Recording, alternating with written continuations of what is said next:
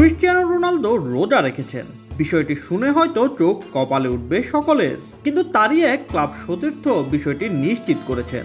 41 বছর বয়সী Portuguese icon Cristiano Ronaldo গত বছর পবিত্র রমজান মাসে রোজা রাখার সিদ্ধান্ত নিয়েছিলেন। উদ্দেশ্য ছিল ভিন্ন। রমজান মুসলমানদের কাছে সত্যিকারে কী অর্থ বহন করে তার নিজের অভিজ্ঞতায় অনুভব করা। সৌদি আরবে নিজের সময়ের একটি ব্যতিক্রমী ঘটনার কথা প্রকাশ করেছেন সাবেক আল নাসরের খেলোয়াড় শাই সারাহিলি, যেখানে স্থানীয় সংস্কৃতির প্রতি রোনালদোর কৌতূহল ও সম্মানের বিষয়টি উঠে এসেছে। থামানা স্পোর্টস পডকাস্টে কথা বলতে গিয়ে সারাহিলি জানান, মুসলমান না হয়েও গত রমজানে রোনালদো রোজা রেখেছিলেন। তিনি বলেন, গত বছর ক্রিস্টিয়ানো রোনালদো রমজান মাসে আল নাসরের মুসলিম খেলোয়াড়দের সঙ্গে রোজা রাখার চেষ্টা করেছিলেন।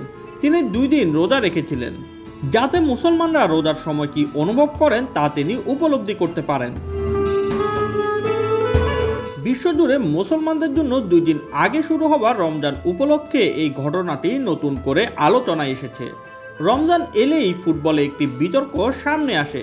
রোজা রাখা খেলোয়াড়দের পারফরমেন্স ও দৈনন্দিন রুটিনে বিষয়টি কতটা প্রভাব ফেলে। তবে সৌদি আরবে বিষয়টি তেমন বড় ইস্যু নয়। অধিকাংশ খেলোয়াড়ই রোজা পালন করেন এবং লীগ কর্তৃপক্ষ সেই অনুযায়ী অনুশীলনের সূচি ও ম্যাচে শুরু করার সময় সমন্বয় করে থাকেন।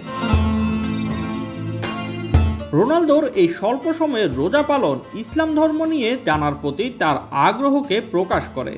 ক্লাবের ভেতরেও সম্মান ও উদারতার একটি নিদর্শন হিসেবে দেখা হয়েছে এই কাজকে।